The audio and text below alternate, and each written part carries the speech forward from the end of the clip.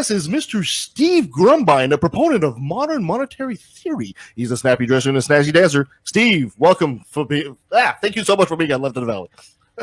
You got it, man. With my applause, I forget the applause. I always forget the Every applause. The large applause. There it is. Woo, We could just do it. Come on, Brent. Holding my coffee. Steve, thank you so much for joining us here at Left of the Valley. Really appreciate that. Maybe you'd be so kind to give us a quick bio as to who Steve Grumbine is. Yeah, so I'm really nobody, but I'm the founder and CEO of Real Progressives and Real Progress in Action, a 501c3 and a 501c4 respectively. I'm also the host of the podcast Macro and Cheese, which is a podcast specifically focused on modern monetary theory and the political implications thereof. And I'm also the co-host of another podcast called The New Untouchables, The Pecora Files, which is all about the elite control fraud that has been done in Wall Street to basically steal our homes away from us and our pensions. So that's kind of my claim to fame at this moment. So we could probably use you to fill up like probably 5 shows of just the knowledge you have in your mind.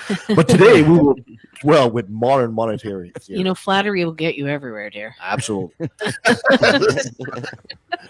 Why don't you say nice things to me, Kevin? We're always in the presence of a big brain here, guys. So treat him as such with the respect he deserves. So I thought you meant my brain. No. Your brain is nice too, but sorry, Steve beat you out here. All right. So, Steve, what is modern monetary theory? Well, back in 1972, Richard Nixon took us off the Bretton Woods Accord, which was basically a global gold standard, and moved us to what they call a sovereign, free-floating fiat currency, non-redeemable for gold anymore, basically just pieces of paper. And all the laws and rules written around the dollar were written back then around the gold standard, and all the textbooks were written as if we were still on the gold standard. But something very fundamental changed in 1972. And so MMT seeks to explain and describe in great detail what that means and what happened in 72 and what a sovereign free-floating fiat currency actually can do. And so MMT is the study of monetary operations. It's the non-mythological, non-conspiracy-driven version of economics. It kind of cuts right to the quick and basically tells us that as long as we have the ability to levy a tax, then we have the power to spend. As long as we are not at full employment and we have real resources, we have the power to spend. And it kind of debunks the whole concept of the national debt. National debt is not us borrowing our own dollars from other countries, which is kind of ludicrous on its face. But it's really the sum total of every untaxed dollar in the economy. So one of the key insights to modern monetary theory, or MMT, is the role of taxation and the fact that taxes are not collected to fund spending operations. It's not, taxes are never reused. So MMT shows us that a dollar is a tax credit, and it's the government's unit of account, like an inch or a pound. And so you can never run out of inches. You can never run out of pounds, unfortunately. And at the end of the day, it shows us that we've been lied to for an awful long time about what is quote unquote affordable and not affordable.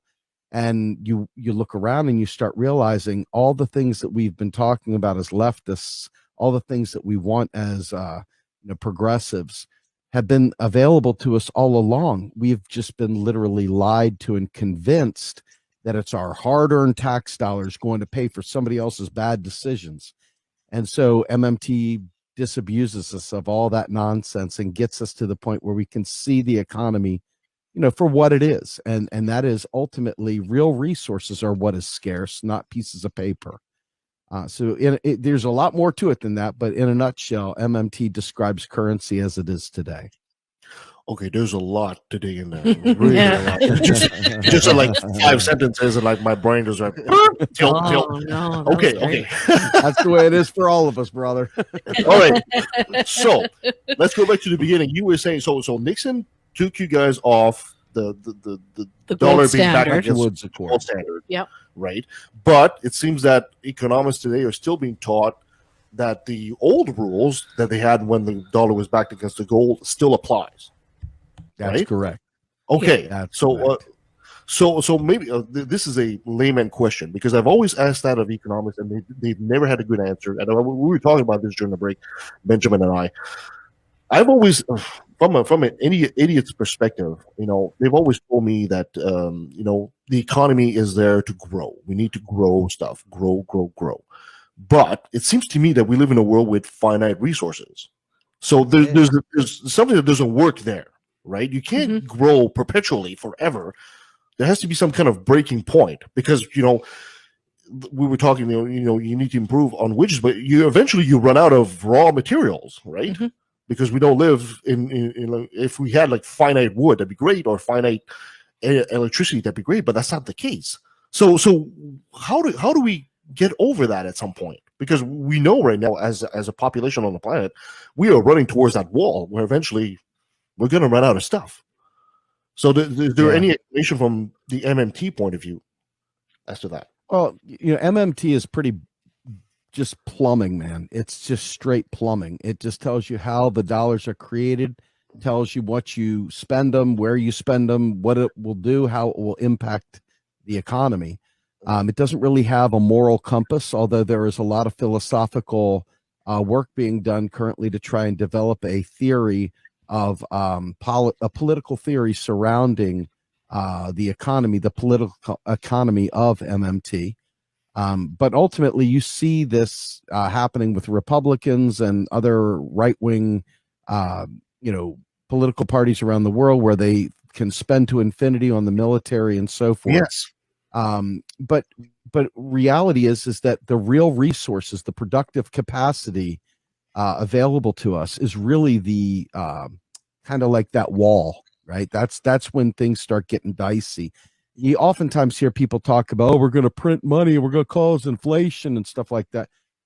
And this pandemic kind of showed us that when your supply chains aren't keeping up with demand, when your toilet paper needs are outpacing your pooping, and so forth, that right there is a real honest to God supply chain breakdown, and that can drive prices up and so forth. But the real resources are not just, oil and stuff like that, because we can always do green energy. We can flip around and we can use something else. Every time something runs short, we can always repurpose something else. There's a million ways of doing things. And what we're doing today is the most unsustainable way of producing a society. I mean, from using petroleum products in absolutely every single thing we produce, to, stripping forests and basically robbing the earth of its lungs. We see massive climate change. The impacts of that we just felt with this latest hurricane. And you can see as fires are breaking out across the Pacific Northwest and even the Arctic underneath of the frost, all that moss underneath that, there's zombie fires going crazy. I mean, climate's on fire. I mean, and that should be an indicator that maybe something's not right.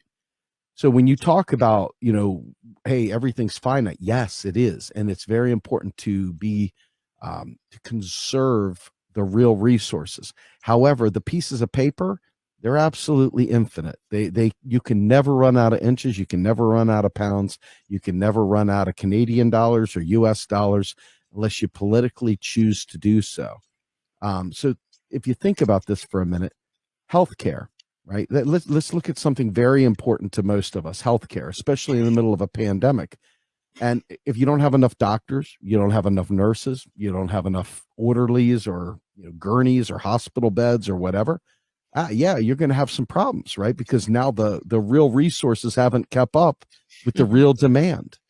And so this is really what you're seeing, in society today. We're confusing that for, hey, we printed money and now we have inflation and so forth. But it's really a factor of the real resources not being there for purchase, and people are competing for those real resources, and it drives the price up. So when economists go on the radio, on a talk show host or whatever, and they talk about inflation, are they essentially lying about what really is the cause?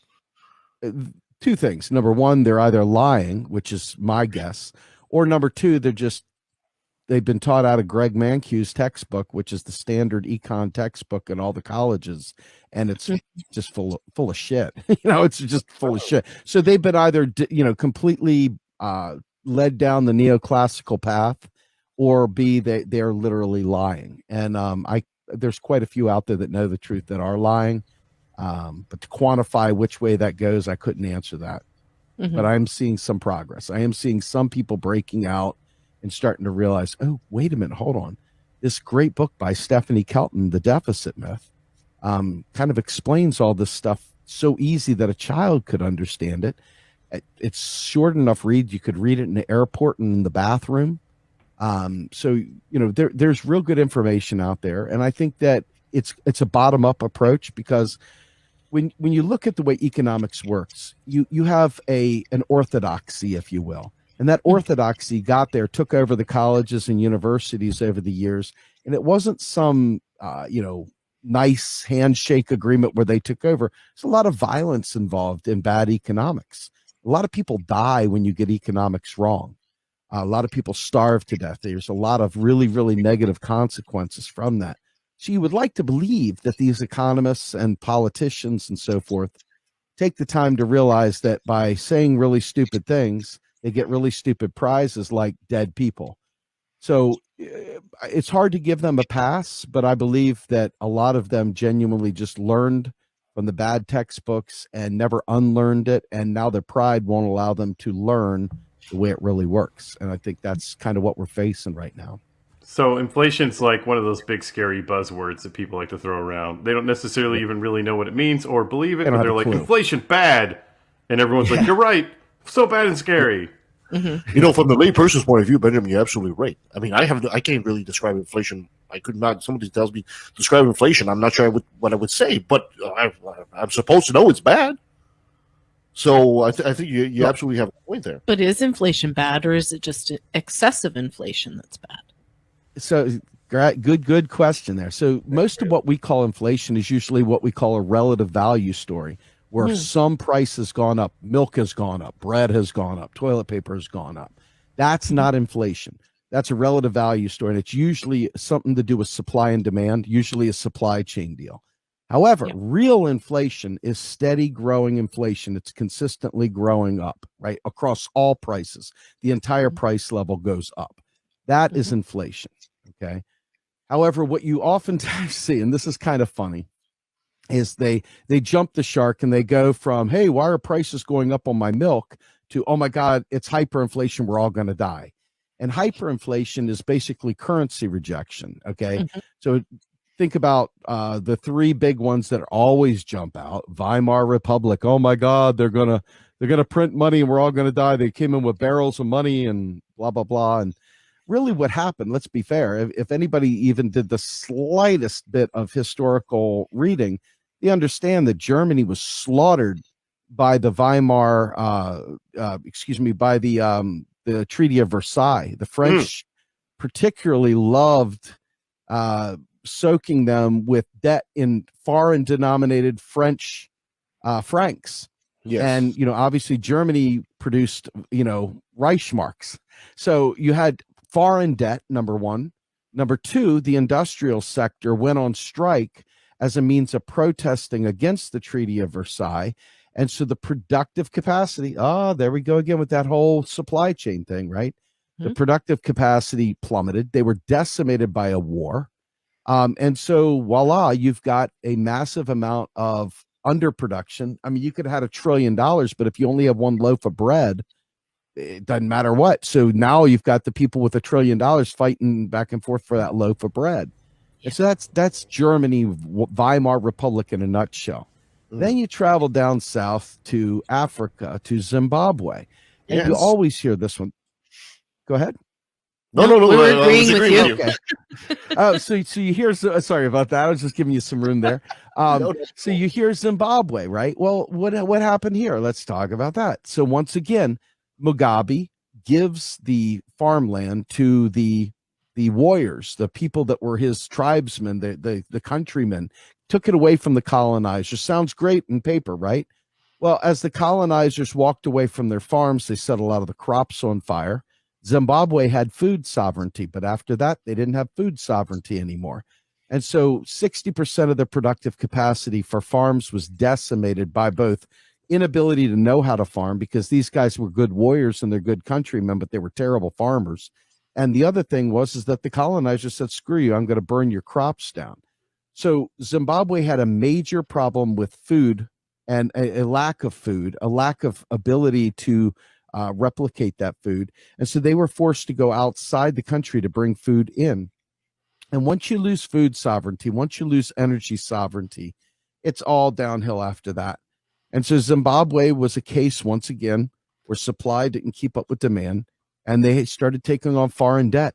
They couldn't print their way out of this to save their lives, and that's what they tried to do afterward. But the printing happened after the hyperinflation occurred.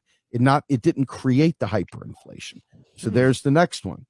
And then the third one is we got the famous Venezuela, and we've got Argentina, but let's just look at Venezuela for now. You know, Venezuela has one export product, and that's crude, okay? And they're competing with the Saudis. They're competing with the Saudis, who absolutely love to manipulate the price of oil. And so what they did, because crude is easier to come by than refined oil, they went ahead and dropped the bottom out of the price for crude. And they basically took away Venezuela's ability to pay their foreign debt. And by dropping the price, now all of a sudden, the one thing they could pay that out with oil was gone. And so, again, another hyperinflation story, but this time also includes a little bit of political corruption. Thank you, USA, and so forth. So ultimately, each of these things, none of them were a monetary phenomenon. All of them were either a supply chain issue, a production issue, or some sort of political corruption or foreign debt. None of them, not one of them, had to do with money. So you understand, most people don't say that, do they? You've never heard that story probably. And it's a shame, because it's so easy. It just rolled right off my tongue. And it'll roll right off your tongue once you put it together, because this is exactly the kind of information you need to be able to debunk and demystify a lot of the things that the standard activist, standard 3 a.m., YouTube show, all the different Ron Paul and libertarian logic crap that goes out there pretending to be woke is actually a joke. And, they're always telling you, oh, if they print more money, we're going to have hyperinflation. We're all going to die. And it's just the standard fear porn of an ignorant society that likes drama. There's so many freaking soap operas on. Why create drama about money? I just don't I actually recently, just total side note, saw an advertisement for a new television show coming on, and it's a new drama about a reality dance show, a reality dance competition. So now they're making scripted shows about reality television. Oh yes, you got a lot. I'm just like, my mind went. Anyway, that's the drama queen. But going back on Venezuela, I think that was very interesting, because a very similar thing happened here in Canada when we had the boom, when the price of a barrel of oil went to $140, and the tar sands, the tar sands here, that were developing the tar sands, and then OPEC dropped the price, and effectively shut down effectively shut down the tar sands. Right? They don't like competition, do they? No, they don't like too. They didn't like the idea, and it's very expensive to the US. And it was expensive to get the crude out of the tar sands, though. So they dropped the price of the crude to the point where it was actually not profitable to be pulling the oil, and then all of a sudden, tens of thousands of jobs are just gone overnight. Which, from an economic point of view, it's like, yeah, that sucks. But from an environmental point of view, I was like, okay, cool. that's a good thing. Right. Like OPEC essentially stopped fracking in the US. Yeah, like they shut it down. Yep. But so let me not ask for you the right reasons. What is the one thing that is ubiquitous in just about every single thing that we do, from our computer monitors and the plastic in it to the tires on our cars to everything? Oil. It's all oil based, right? Yeah. So what is the one real resource that could truly bring about inflation, period? I mean, really bring about inflation? It's oil. Petroleum products, exactly. Because if there's a shortage, it's not just a shortage for your cars. Yes, we would have pain and suffering. It's not just a shortage for your heating. It's not just a shortage for, other lubricants and stuff like that, but every windmill, all the green energy requires petroleum products too. I mean, it really could use probably hemp and other things like that, but we still have a need for oil-based kind of lubricants and plastics and other things like that, as long as we operate in the system that we're operating in today. And it's funny because I was joking around yesterday talking about the way furniture used to be. And if you look, every piece of furniture used to be solid wood. It used to have carvings in it. It was beautiful. Now everything is mass produced with this press board material, and a lot of that press board stuff, petroleum products in it as well. I mean, so each step along the way, we have literally pulled ourselves away from the kind of sustainable type building that we could do and pushed it to an oil-based thing. So we are literally one commodity away from real problems. Everything is contingent on oil right now. And that's no joke. That's not just the evil travel industry. That's also keeping us alive, warm, and everything else. So there's a lot going on here to unpack. It goes well beyond economics. And, it's funny, you talked earlier about, this nonstop growth and how, at some point in time, we got to say, no. And interestingly enough, I'll be interviewing one of the premier voices in economics, Dr. Jason Hickel, who is of the degrowth world. I had spoken to a young guy a few months ago who had written a paper on degrowth, and it pointed me to Jason Hickel. And through a couple bad scheduling opportunities, we didn't hook up, and tomorrow I'm supposed to, fingers crossed, interview him.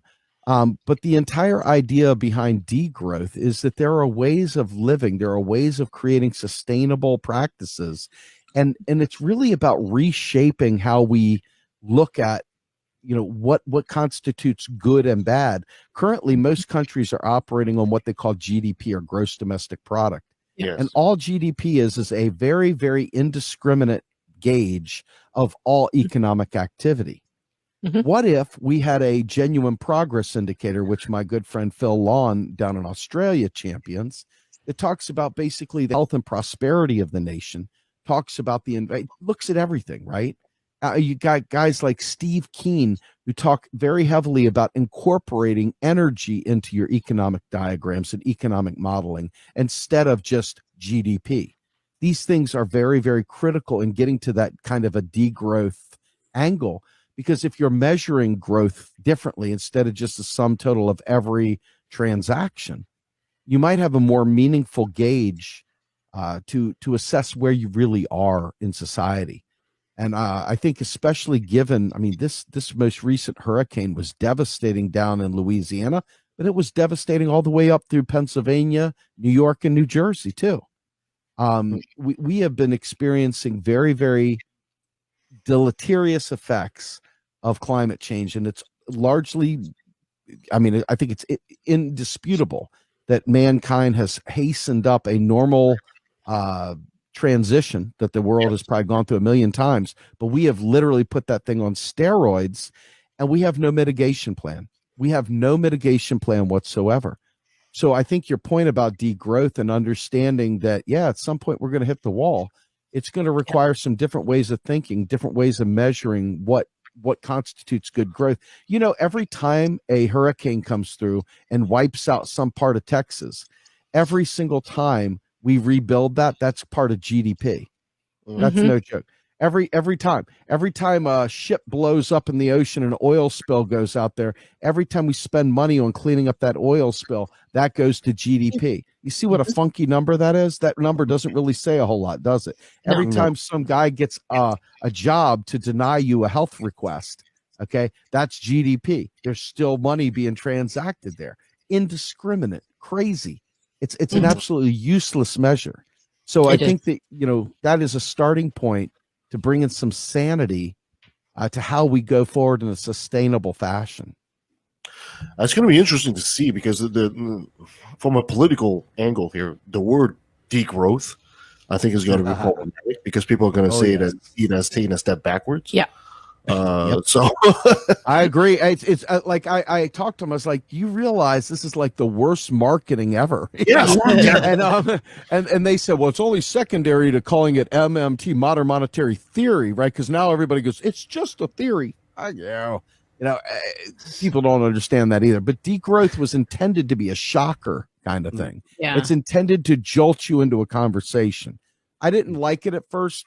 I still don't like it if that's the angle we're going to market it by, but it definitely brings about a significant conversation if you understand what's on the other side of degrowth. Now, all of a sudden, you're throwing the breadcrumbs out. You're getting people interested.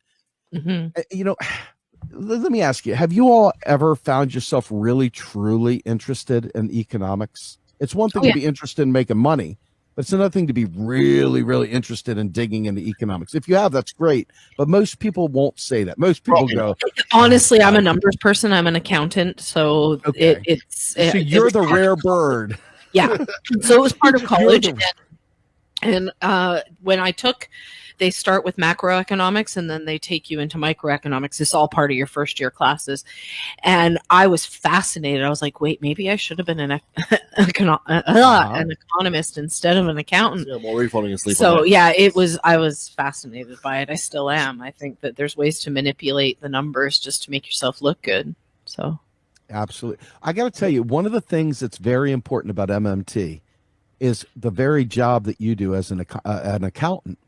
Because what MMT does that none of the others do is we really focus on the accounting identities as well, from sectoral balances and stock flow consistent modeling to other things like watching reserve balances and how money is created and watching the flows through those like T ledgers, you can watch all the stuff go. Yeah, there you go. And so what ends up happening? It's accountant. That's it. And so when you watch that, you realize that MMT not only distinctly shows you the plumbing at an accounting level, really, really focuses on the accounting identities. And this, I think, the most important thing that you will ever learn about MMT, and I hope that this, if nothing else I've said sticks, currency issuers and currency users are two dynamics that must be understood, and you will understand the foundation of all macroeconomics once you get that. When you look, everybody's got it in their head that the federal government borrows money from its central bank. But they don't. They don't at all. So in our world, in the U.S., Congress, Article 1, Section 8 of our Constitution gives the power of the purse to Congress. Well, Congress then writes a bill, writes a law. And then what does the Federal Reserve do? The Federal Reserve, with its little fingers, goes in there and keystrokes deposits into the Treasury's accounts. Keystrokes. They're not borrowing that. They're keystroking that into existence. The government doesn't have fat stacks of Benjamins laying in the back office. The government creates them every time it writes a bill. And then when it taxes, now this is the key here, right? The tax is what gives those pieces of paper their value, because the government agrees to accept $1 for $1 in tax liability. Okay. And that dollar is the government's obligation. That's the debt. A dollar is debt to the government. Okay. Because it's agreeing to accept that payment for tax. So the government is, by definition, not only the monopoly currency issuer, but it's also the price setter. Okay. So when the government spends that dollar into existence, it typically spends it to Halliburton or Northrop Grumman or one of these military contractors, right? But regardless, that's the point of entry into the economy. The dollars that you see in the Federal Reserve and stuff, those aren't real dollars. Those are interbanking dollars. They're reserves. And they're created to offset that T account where the liability is the dollar, the asset is the reserve. And once the thing comes back in payment of tax, it zeroes out. Just like when a government creates banks, allows banks, gives charters to banks, those banks are by definition public purpose entities. Until you deregulate them and say, well, we're going to have a hands-off policy here and let them run amok.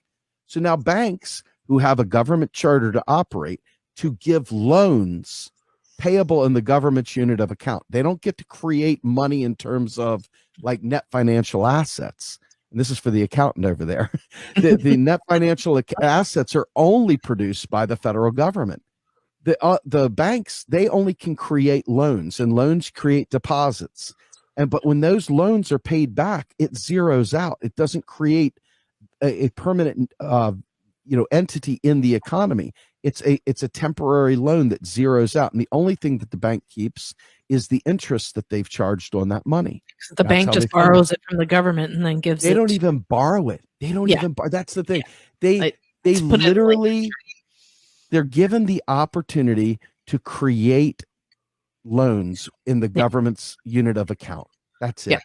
So I've got so many. Well, and I don't know if it's the same in Canada or as in the. It's very much the same. Same in the U.S. as it is in Canada, but there's like the prime rate that the banks are charged by the government to borrow. That's all rules. That's all rules, right? That's all that's really rules and stuff. That's where I get the loaning from, because the banks are kind of borrowing at prime and then lending it to you at prime plus or prime under. Sometimes it's prime under. If you're real good, you can get a mortgage that's less prime, but very few subprime mortgages. So let's see if I understood some of this straight.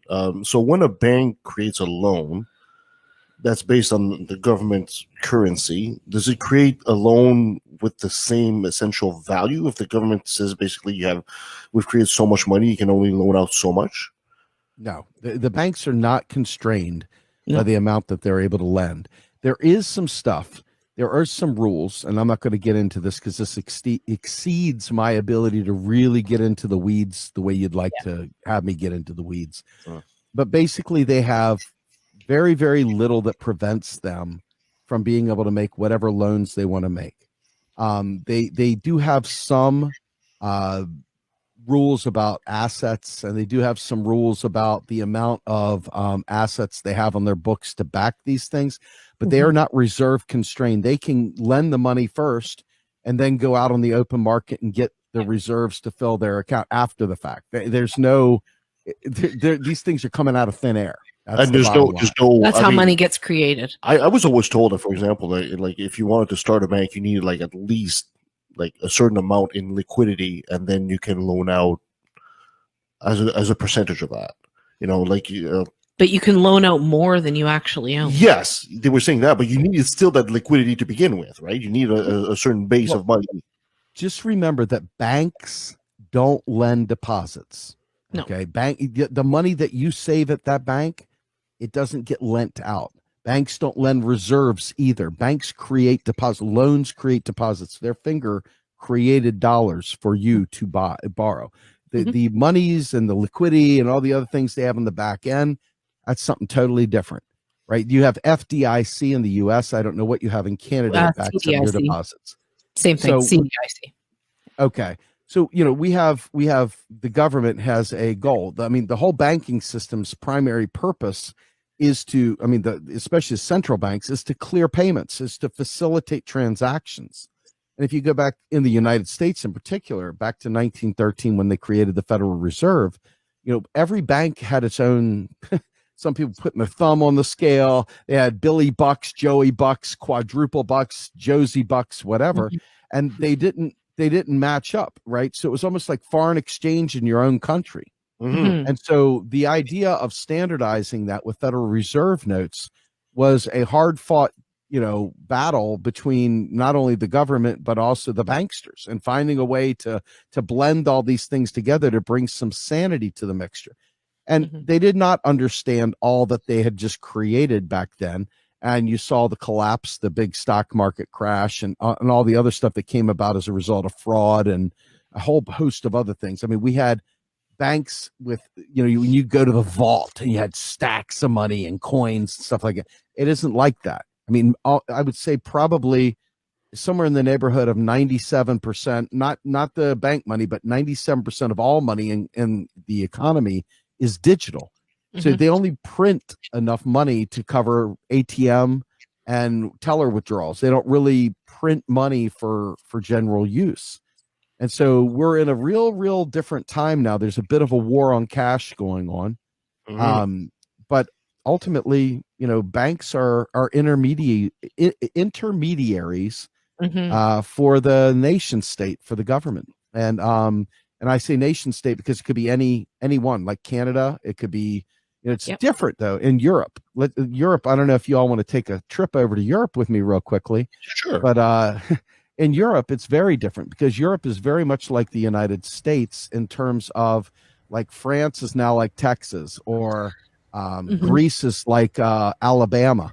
And each of these states are currency users. They're not currency issuers anymore. Greece used to have the drachma. You had the French lira, and you had the Italian. Oh God, what the hell was it called? Livre, or I can't remember the name of it right now. But bottom line is, each of them had their own currency. They don't have that anymore. The only country, like if you look at the UK, they kept their pound. They kept the pound sterling. Why? Because they understood the power of monetary sovereignty, and they didn't want to give that up.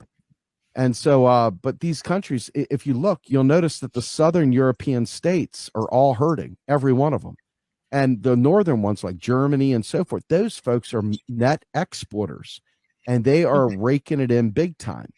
So they have, I think it's a 3% deficit spending limit that the ECB, or European Central Bank, allows each of these countries to do.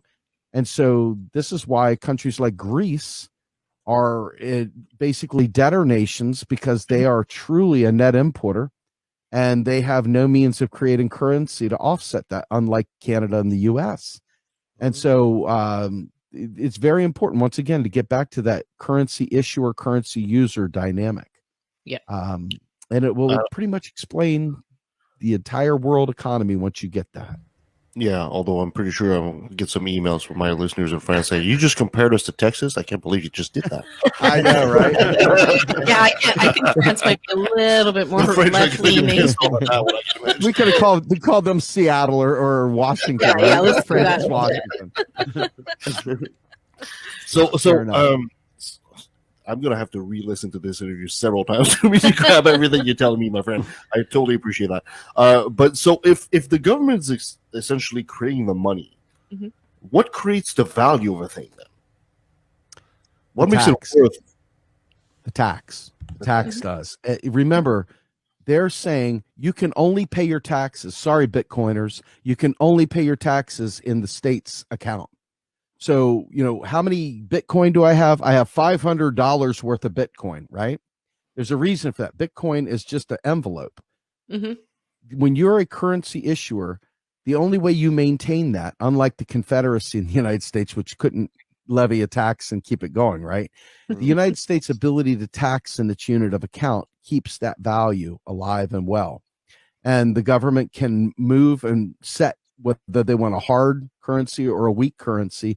They have the power to change that by affecting interest rates, or raising or lowering taxes, and so forth. So we are not in any way, shape, or form constrained by markets. We don't care about anyone's faith in the dollar. That's irrelevant. Anytime somebody says that, you automatically know that they are not a serious person. And it really comes down to, what is the penalty for not paying your taxes? Taxes, you're going to get your house taken away. You're going to go to jail, any number of things. I mean, you see what happened to Al Capone. He was brought down by tax evasion. So the government doesn't need your money, though. That's the thing. It doesn't need it because it deletes it when it receives it, at least the federal government, right? And so what does it need it for? It needs it to hold the value. That's why it does it. It spends first, taxes later. And then, we need the government to fund us, because money comes from the wellspring, which is the government. Interesting, right? Whoa. Yeah. Are you okay? A lot. Wow. Yeah. It's a lot to absorb. It is. It's like, okay. But I do like it. So as far as MMT is concerned at this point, how is it being received as far as economists? I mean, we dealt a little bit before that when you said, a lot of them come from the old school thinking, but are some of them actually starting to see the light? Yes, they are. As a matter of fact, we had a really, really wonderful situation happen here in the U.S. Most people probably wouldn't call it a win because they don't know what they're looking for. But for those of us geeks that follow MMT constantly, John Yarmuth, who is head of the budget committee in the U.S., the Democrat, ranking Democrat. He came out the other day on C-SPAN and gave a half-hour tour to just crushed it, explained MMT and referenced Stephanie Kelton's book, called it MMT for a change. Somebody literally in power raised it up and said, this is how it works, man. You've been led wrong. This is how it works. So AOC, she one time lifted up the textbook from Bill Mitchell and Randall Wray called Macroeconomics, which is the MMT textbook. And you've seen Rashida Tlaib issue several bills of late. One of them was minting the $1 trillion coin, which is an old MMT gimmick to do away with the debt limit. The other one was you've got Ayanna Pressley now pushing a federal job guarantee. So the squad is largely lining up to be advised by many MMT economists. And you see it in Australia where they're coming around it too. You see it in the UK where it's happening. You see it all over the world. Japan has a debt to GDP ratio of 300%. 300%. And so, you are seeing this happen in different places. It is hard fought. You guys like Richard Wolff who get the workplace dynamic right, but they can't macroeconomically wiggle their way out of a paper bag. You've got a lot of these pundits that are alternative media and in mainstream media even that get it terribly wrong. Either the mainstream gets it terribly wrong, asking the same ridiculous asked and answered question of how you're going to pay for it, or worse, you've got the alt media running around talking about blood libel and the Rothschilds. It's ridiculous. But this is what we're left with. No, the Rothschild. Think about this. I used to joke around. If you know the band Slayer, I used to do, instead of Angel of Death, I would do the Rothschilds, and I would mess around with people with that. But I used to say, hey, look, if you know it's the Rothschilds that are doing these things, why don't we bribe the butler? Get him to poison their Earl Grey or put a bar of soap in the friggin' stall. Game over. We win, suckers. Checkmate, Perfect. It's so much saucier, so much you can't poison the Rothschild. They're lizard people. We can't. They're immune to that. They just eat gold. You won't poison them. It will make them stronger. It'll only make them multiply. Oh gosh. On files. No. But think about this, right? You're asking why it's so screwed up, right? Look at the idiocy that's surrounded with COVID right now. You've got people coming out of the woodworks with. Do you ever see the movie My Big Fat Greek Wedding? Yes. Yeah. Oh, yeah. Okay. Do you remember the father coming around Windex, squirting everybody with Windex because it solves everything? Here, gargle with some Windex. Here, I'll squirt your arm with some Windex. You got a wart. Here's some Windex, right? It's the same thing with COVID, and it's the same thing with economics. They do the exact same thing because whenever there are questions, there is a cottage industry out there waiting to exploit your lack of knowledge to create some death ray from Saturn, some crazy lunatic fringe idea that's not even a good conspiracy theory. It's not even a good one. And it sells because that's what happens when the government hides itself, doesn't speak plainly. Yeah. And so MMT oftentimes looks like, are you kidding me? Is this yet another conspiracy theory? No, it's accounting. It's just accounting. I promise you, it's just accounting. No, I can explain it to you, so it's real. I can literally walk you through step by step. People don't understand how simple numbers are, and they don't lie. And especially in accounting, if it doesn't balance, you've made a mistake. You guys will have to excuse me. I have to call my stockbroker. I got to sell all my shares of ivermectin now. Oh, yes, right. Hey, at least you'll be regular and you'll have no worms, right? Yep, exactly. And they're calling us sheep. That's all I got to say. The US would be Hey, if you've ever been to India, okay, and even if you haven't, if you go on Google or YouTube, you can see, they've got some problems with their water in India. Okay, there's a lot of parasites in their water. And there's a lot of, like, you can see canals full of trash. It's a pretty filthy place in a lot of ways, and it's unsanitary in some ways. And so from what the real story is, in India, people do take ivermectin quite a bit because they are deworming themselves. Literally, they are literally getting the waterborne parasites that they took in, and they're getting rid of it. And so, yes, in India they do that, and there's a valid reason for doing that. But that's probably somebody, where that conspiracy came from. Actually, It could be. that's where it might very well be. There is human grade ivermectin. However, the side effects are horrendous, and they don't give it lightly. They only give it in cases where you need to be dewormed. That's right. And COVID is not a worm. No, exactly. No, it's a protein, for crying out loud. I mean, a protein and a lipid at that, right?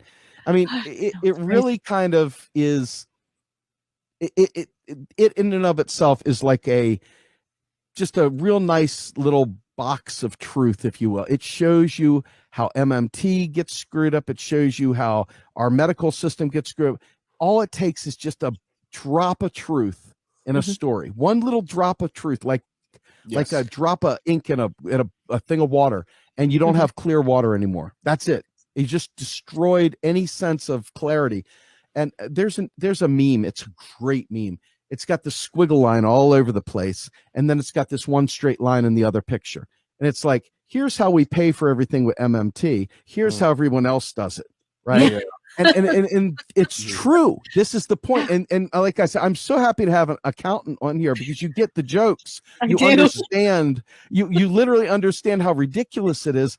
And I think maybe what is more troubling about this than ever is that as a guy like me tries to explain some of these very, very basic principles of macroeconomics that are so vital for us to rally. Can you think of a more central thing that people should be able to unite behind and fight back for? It touched the Green New Deal. It touches Medicare. It touches all these programs that we need to save ourselves from extinction.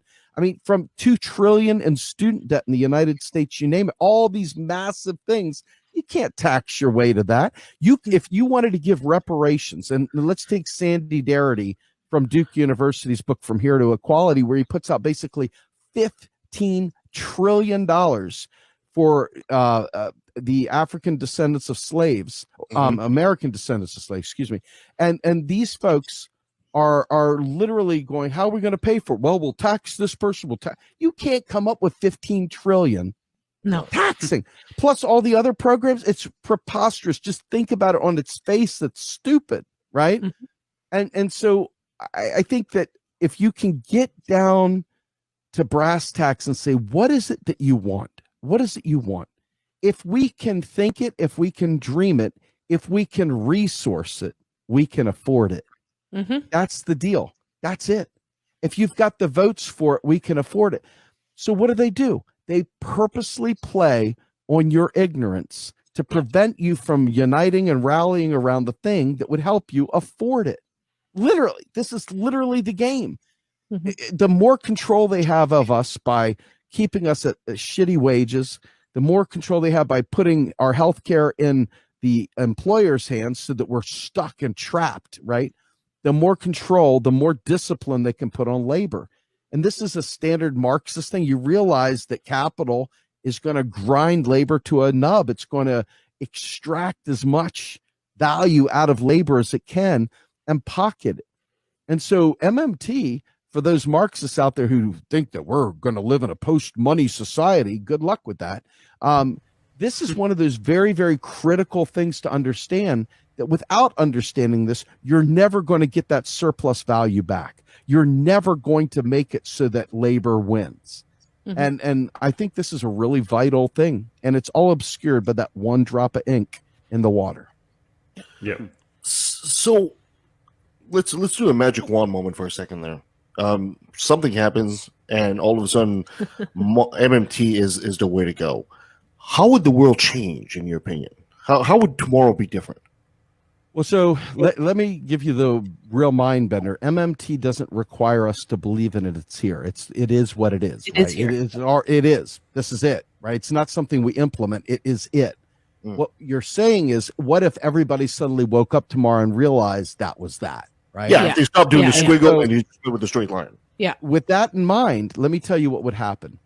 The people that are pushing for good things to happen for regular people would have a clear path to making that happen. But it would expose the motives of the bad people, so to speak, because now you don't have an affordability thing to say, well, we can't afford it. How can we afford that? Now you're just an asshole. Now I know you don't want me to have health care because you just want to control me. Now I know that you don't want us to survive. You are greedy. It exposes the heart immediately once you get rid of the myths and legends. See, the myths and legends give you air cover for really, really horrendous beliefs. It gives air cover for horrendous people to do horrendous things to the most vulnerable in society. I mean, we could eradicate poverty yesterday. Literally eradicate it completely. We could literally take away student debt yesterday without even a thought. We could have retrofitted every smokestack in the world without even thinking about it. We could have easily put wind farms, solar farms everywhere, on top of every garage, on top of made every solar roadway. We could have done all this instantly. We could have built sustainable cities. We could still do that, right? All these things, I think, would become reality once the people really realized, instead of looking, well, when will Bernie Sanders tell me it's okay to do that? When will AOC tell me it's okay to do that? That appeal to authority is so great that they're waiting. It's like, oh, when are they going to say it's okay to say this? Well, I'm here to tell you it's okay to say it now and make demands now and organize around this truth now to make real substantive change now. We don't have time. And this is one of the beautiful things is that MMT makes money the least important thing to ever talk about. That's the beauty of MMT. It literally takes money and puts it in the corner and says, you're not important. What do we want? That's important. What do we need? That's important. What can we resource? That's important. How do we survive? That's important. And I think that's the most incredibly important insight that I gained from MMT was money is the least important thing. I used to say money is the poorest of all riches.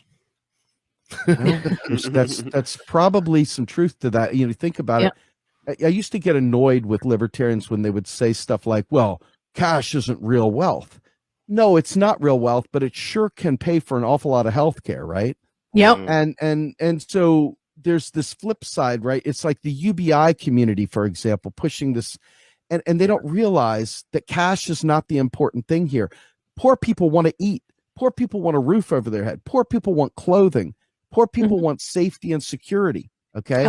Giving them cash and saying, now you go out there and make some really wise buying decisions, Mr. Poor Person living under a bridge. I'm sure you've got great connections to really make things happen there, buddy.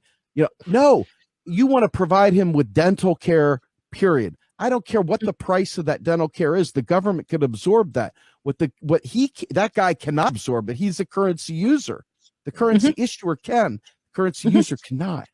Exactly. So, I mean, this starts becoming really apparent after a while. And then all of a sudden, when the light really goes on, you become a fire-breathing MMT evangelist. You have no choice. You can't turn it off once you realize people are dying for no reason. That's what drives you. Makes you wake up in the morning, makes you stay up all night, going crazy wanting to save the world. And to me, that's what MMT is. It represents the real, honest to God pathway out of this neoliberal freaking hell we're in. And you know, that's it in a nutshell. Yeah. And that's a great way to end this. It is. Well, and honestly, my hope is that one day the U.S. government wakes up and realizes that humanism is actually kind of a nice thing to do. And it really doesn't cost all that much. Steve, thank you so much for being on the show. Really appreciate all your input on all this today. If people want to find out more about you and MMT, where can they go? Please come to our website, realprogressives.org. You can find all the podcasts I do under our media dropdown. We also have a great section called Modern Monetary Theory Basics. We also have a bookshelf and other things. And please go to our website, our YouTube channel of Real Progress in Action, where you'll see a lot of the videos that I do. We also have a bunch of other folks like Caleb Mood, who does MMT Mondays. And we have Luke Parcher, who normally would go live on Sundays as well from 2 to 4. So we're all over the place. And tonight, well, tonight may not be the night you release this, but Sunday nights at 8 p.m., we release our next episode of the new Untouchables. And really, really fantastic. Lots of whistleblowers, big time people that have done big time things. People like Bill Black and Dennis Kucinich, whole host of people. Very, very good. Very, very informative show. Fantastic. I see. I have a new podcast. Yeah, right. Exactly. I'm taking notes here. I'm glad because I'm out of podcasts. You know, true crime only goes so far. Steve, before I let you go, I gotta have you say, "Hi, I'm Steve Grumbine of MMT," or whichever podcast you want to name there that you do. And I took a left at the valley. Hi, I'm Steve Grumbine. I'm the host of Macro and Cheese and the new Untouchables, and I took a left at the valley. Fair.